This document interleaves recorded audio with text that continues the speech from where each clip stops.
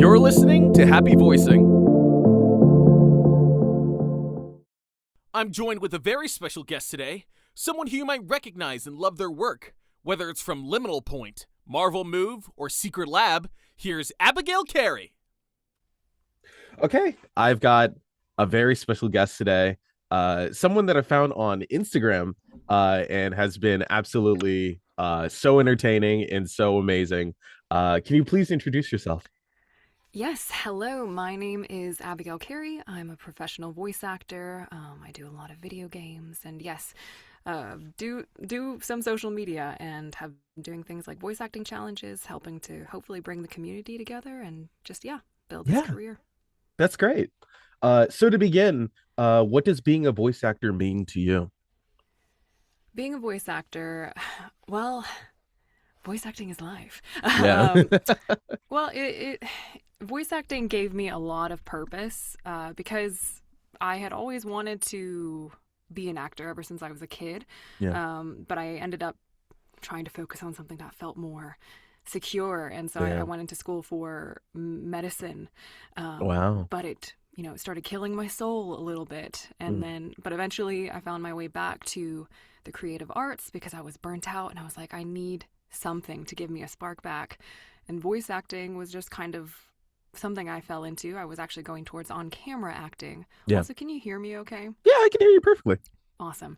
But yeah, ended up falling into voice acting, and it's just been such a great creative outlet and given me so much purpose.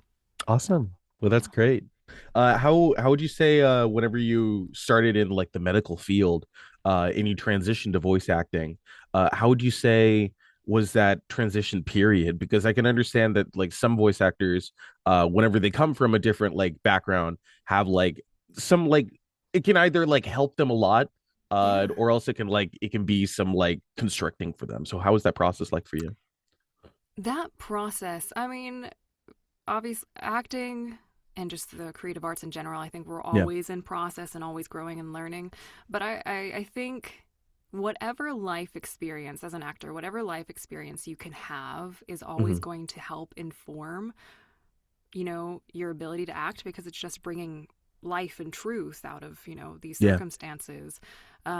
Specifically with medicine, I mean, the only actual direct application I can think of for it is doing like medical narration and stuff, and Yeah. I'm really good at the medical terminology, so I love Right. that stuff. I can play a doctor really well or something like Yeah. that. But yeah, I mean, just getting life experience is always going to be helpful. Awesome. And so Great. the transition was pretty easy. Okay, nice. So when you started your voice acting journey, what was your experience in assimilating or joining the voice acting community? My experience was about as good as you can get. When I Mhm. first got my first role, it was a fan project that I had found through YouTube. It was a Yeah. super popular kind of really viral kind of thing. Yeah. And we had these open auditions and these like 3-part audition process. Mhm. And it was something that threw all of us, I'll call us amateur. Not all of us were amateur at the time, but Yeah. amateur voice actors together, who really just wanted to give this field a shot. And through that, we got to meet each other. And by the end, I was cast. Mhm. And through that, it brought a cast together. And these cast members had very different connections through the industry. There was one that was a director, there was one that was a composer, but we all wanted to come together and voice act. Yeah. And so, doing that, we all pulled together whatever resources and kind of knowledge we had, and we helped each other out.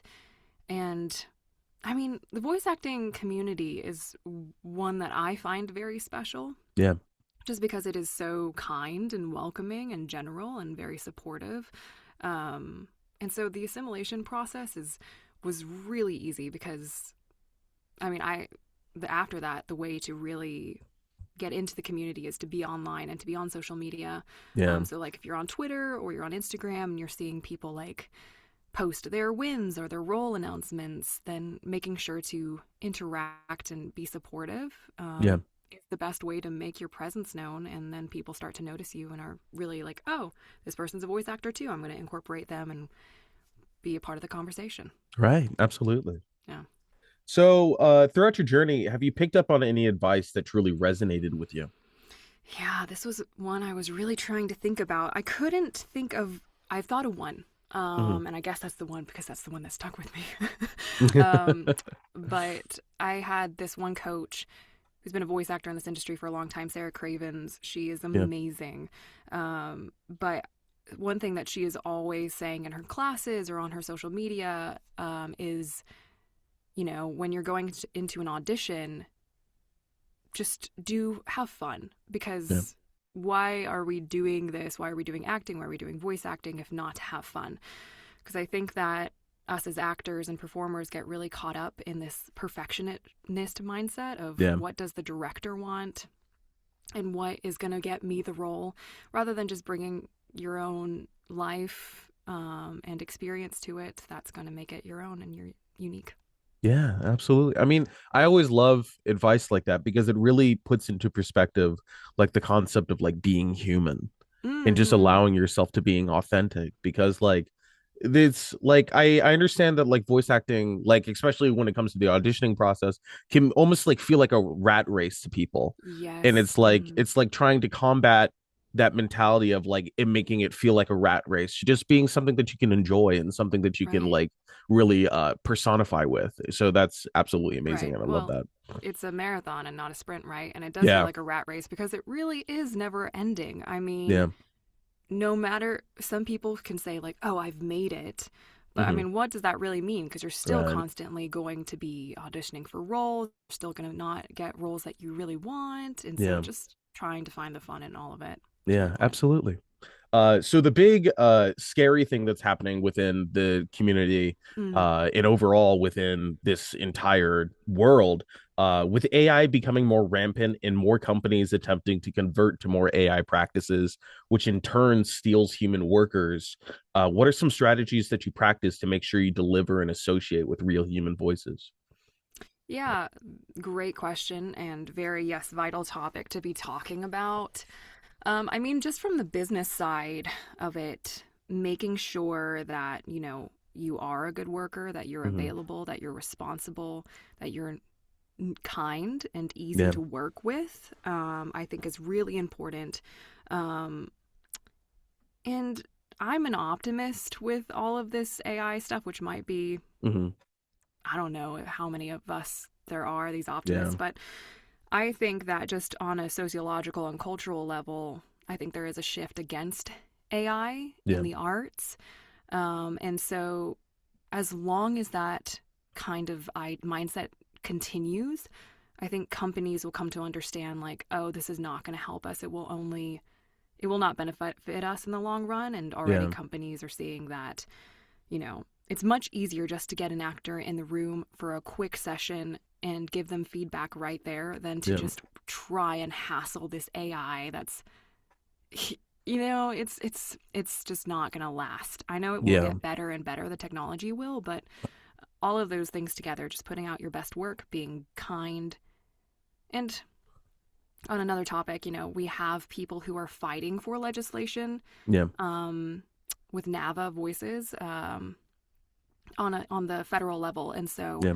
continuing to fight, continuing to support human voices and just talk about it, Yeah. and why it's important, it's going to be the best way forward. Absolutely. I think AI, it's something that is like always like terrifying seeing Mm. like all the things that it can like try to like replicate.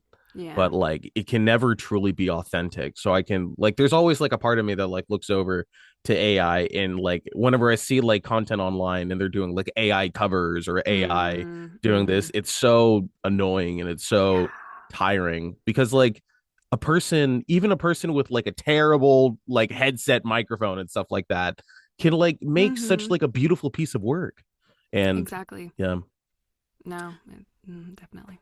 How can young people seeking entry into the business compete with both AI and senior talent?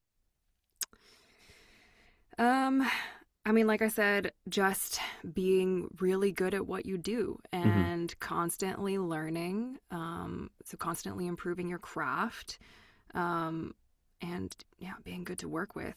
Yeah. Um, seeking young people seeking entry into the business compete. Um,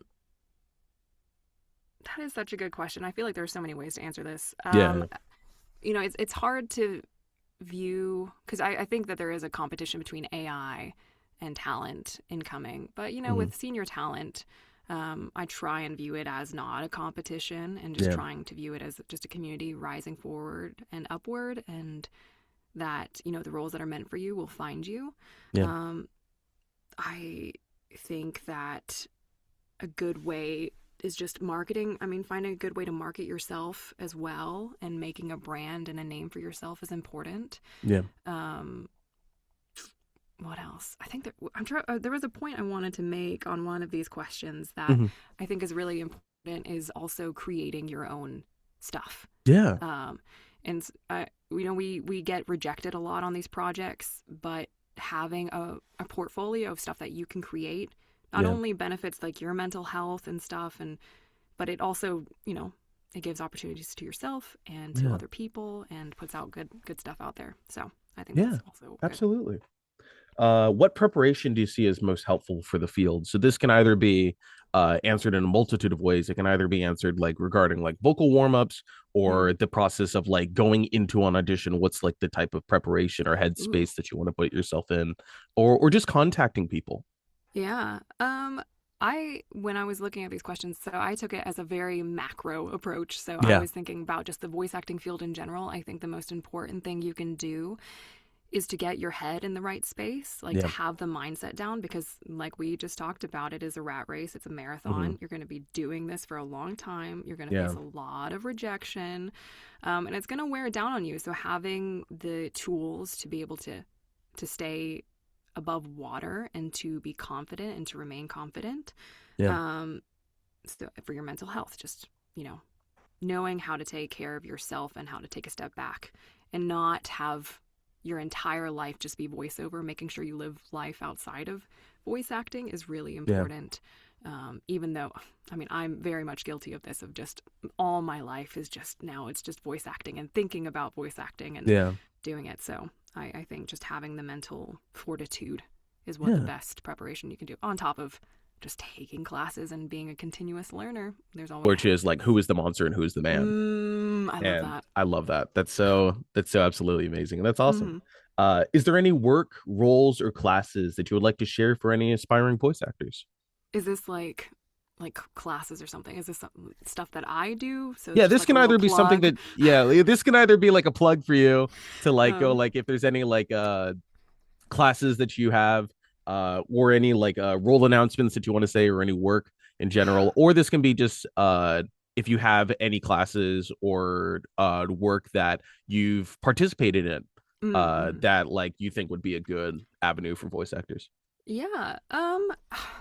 For aspiring voice actors, Hmm. I mean, for a plug, I will encourage you all to follow me on socials. So either that's TikTok or Instagram Hmm. at Abigail Carey VO. And you can find stuff about how to get into voice acting there, Yeah. and you can find voice acting challenges that I write that people stitch with their own performances with the Yeah. scripts I write. Specifically for roles, I have some really cool announcements I'm excited to talk about that I can't yet, Hmm. but they're coming out soon, so stay tuned. Absolutely. Absolutely. But one that I did announce recently was, oh, this I guess is also rewarding, like a role that is my first Korean role, so I'm half Korean, Yeah. and so this is my first official Korean role in a video game called SCP Secret Laboratory. It's an Yeah. online horror game. So that will be coming out soon. And classes. I don't teach any classes currently. I don't do any Hmm. coaching, hoping to in the future. Yeah. But if you want to find good coaching, I recommend Skills Hub. Skills Hub Okay. is a really great place because it's got a whole catalog of currently working actors, Yeah. agents, and directors in the industry. Yeah. And it's run by the esteemed Jennifer Hale, who's Commander Ooh, Shepard, and that's um, great. yeah. Yeah, So, absolutely. All right. So this has been an absolutely blast to talk to you. And we just got one final question. ooh, If you were to give a bit of advice to a younger you for the experience that you've gathered throughout you this didn't put entire this. time. I know it's the surprise question. um, a piece of advice to my younger self, you said? Yeah. Um, oh gosh. I don't know. That is so hard. Yeah. I I think keep pursuing joy and keep being creative. Yeah. I think the biggest change for myself was just making the leap into acting, which was my lifelong dream for so long. And so it doesn't feel like, all right, Abigail, come on, just chase your dreams. Yeah. But I think, advice would just be to continue to take leaps. Yeah. And get over the fear that's in the way, because it can lead to some amazing things. Right. Well, thank you so much for providing a voice for any aspiring voice actors and anybody that's interested in voice acting. Thank you so much for your time. Well, thank you, Skylar. Great to meet you. Great to meet you. Thanks for listening to this edition of Happy Voicing. I hope you enjoyed it, and remember, whether you're starting out or experienced, break a leg and happy voicing.